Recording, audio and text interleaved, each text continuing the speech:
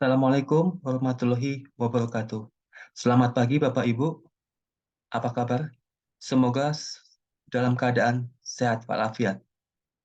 Pada kesempatan kali ini, saya akan menyampaikan strategi pembelajaran agenda kedua dalam rangka mengikuti workshop pelatihan kepemimpinan pengawas. Izinkan saya perkenalkan diri. Nama Juniarto Widodo, saya Widya Iswara, ahli Madya Pusdikat BMKG.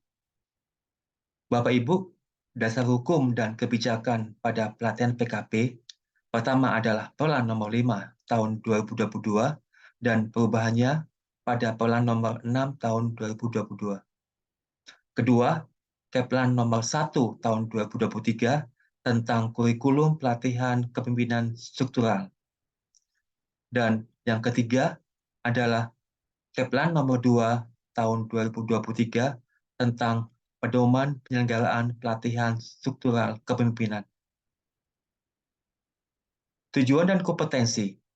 Tujuan yang ingin dikembangkan pada pelatihan PKP ini adalah mengembangkan kompetensi peserta dalam rangka memenuhi standar kompetensi manajerial jabatan pengawas.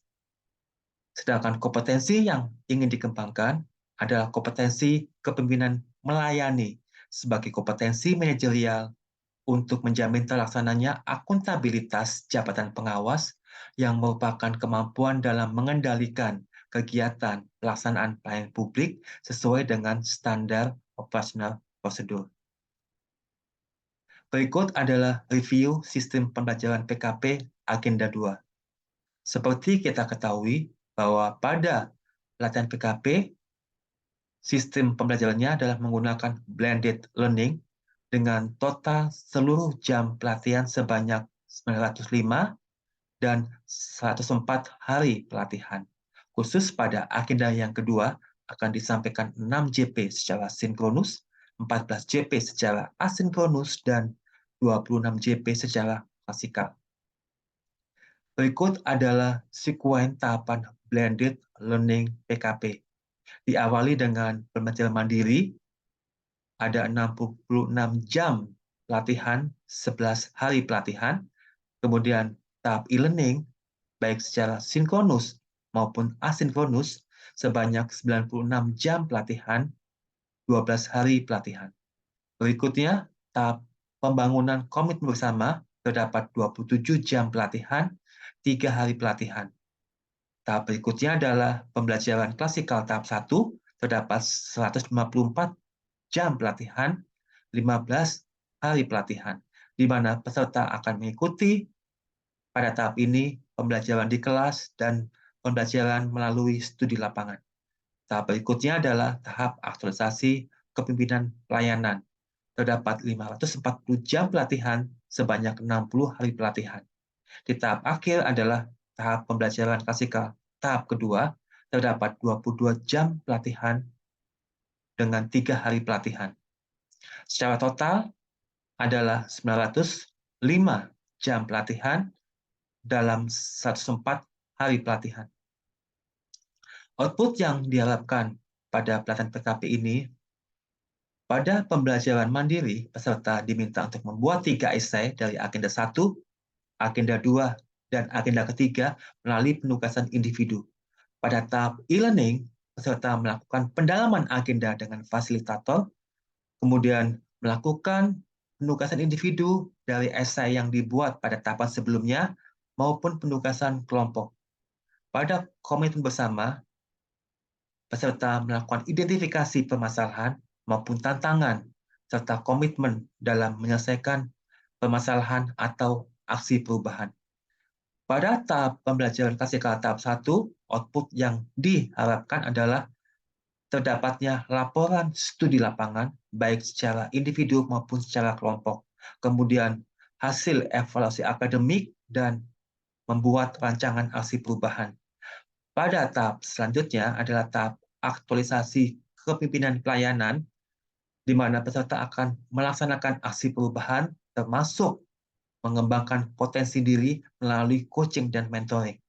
Di tahapan akhir, tahap pembelajaran klasikal tahap yang kedua, peserta akan melalui dengan seminar aksi perubahan dan laporan pengembangan dari potensi diri peserta.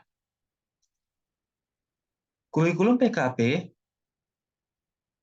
terdapat 3 kelompok mata pelatihan pada PKP. Pertama adalah mata pelatihan inti, di mana ada 4 agenda. Agenda 1 adalah diagnosa organisasi, agenda kedua adalah berpikir kreatif dalam pelayanan, agenda ketiga adalah membangun tim efektif di era new normal, agenda keempat adalah kepemimpinan dalam pelaksanaan pekerjaan.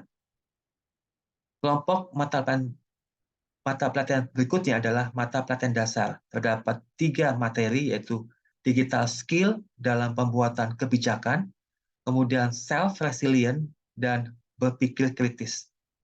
Kelompok berikutnya adalah kelompok mata pelatihan pilihan, di mana terdapat beberapa mata pelatihan dan peserta diminta untuk memilih 3 mata pelatihan dari semua mata pelatihan yang disediakan pada kelompok pilihan ini.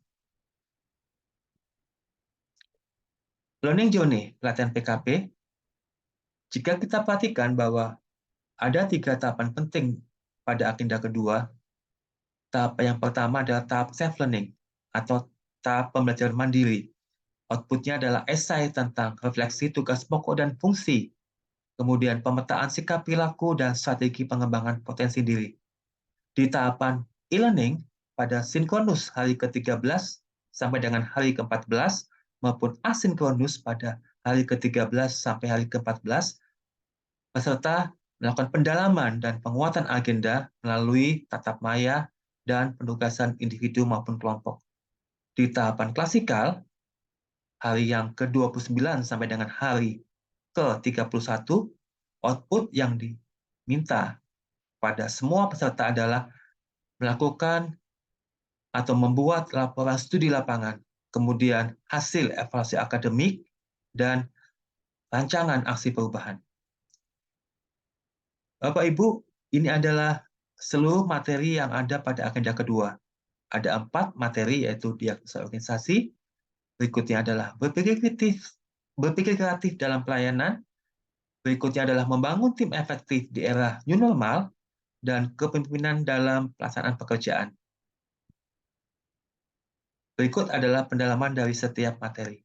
Pada materi diagnosa organisasi, peserta diminta mampu untuk melakukan diagnosa organisasi, termasuk menguasai bagaimana konsep-konsep melakukan diagnosa organisasi, mampu juga memahami tentang lingkungan eksternal organisasi yang diharapkan nanti berdampak pada timbulnya permasalahan ataupun perubahan pada unit kerja.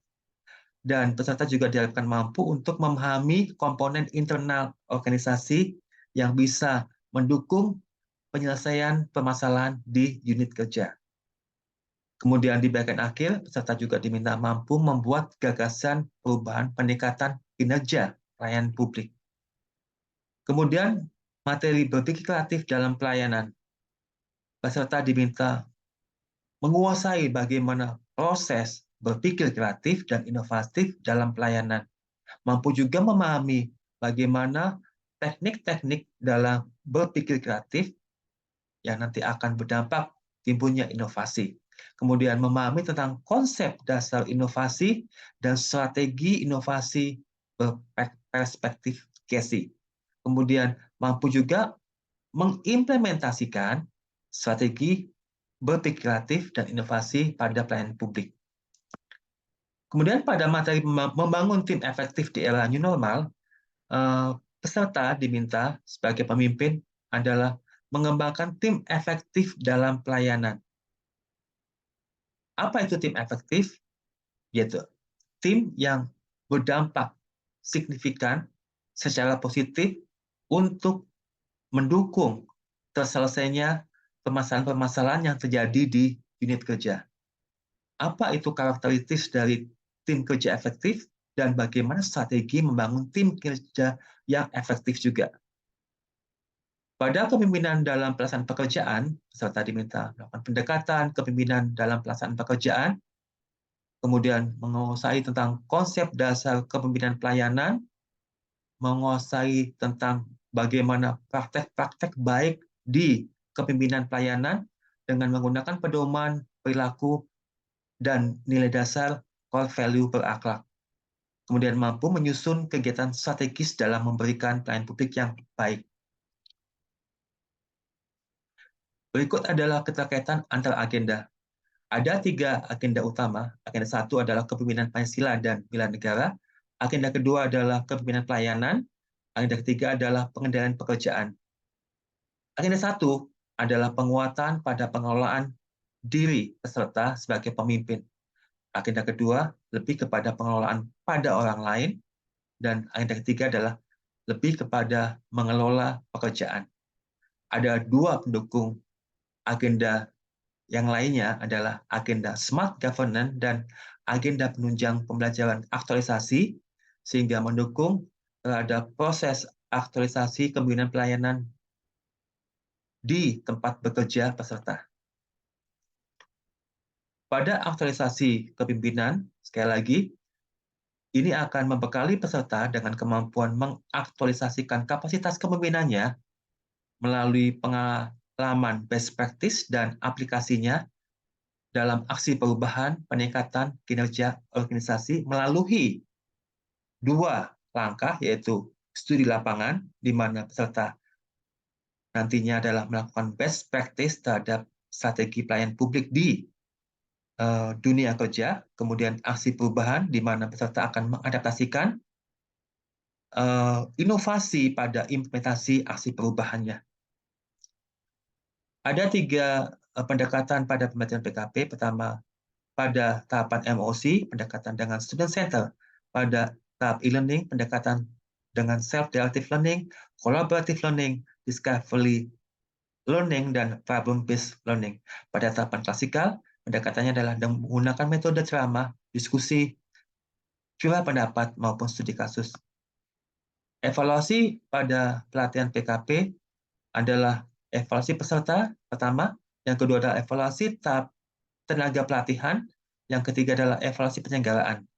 Khusus pada kelulusan peserta, ada 3 tahapan penting yang harus dilalui. Pertama adalah evaluasi akademik, berkontribusi 15%, evaluasi pembelajaran lapangan, berkontribusi 20%, evaluasi produk aktualisasi kepemimpinan, berkontribusi 50%, terdiri dari 20% di tahap perencanaan dan 30% di tahap implementasi. Kemudian evaluasi sikap perilaku berkontribusi 15%. Bapak Ibu, saya sampai pada akhir sesi penyampaian tentang strategi pembelajaran agenda kedua PKP. Saya akan cuplik 1 buah quotes dari John Maxwell. Bunyinya adalah, "A leader is one who knows the way, goes the way, and shows the way." Demikian Bapak Ibu yang bisa saya sampaikan. Barangkali kita bisa bertemu pada agenda-agenda berikutnya. Terima kasih atas kesempatannya. Assalamualaikum warahmatullahi wabarakatuh.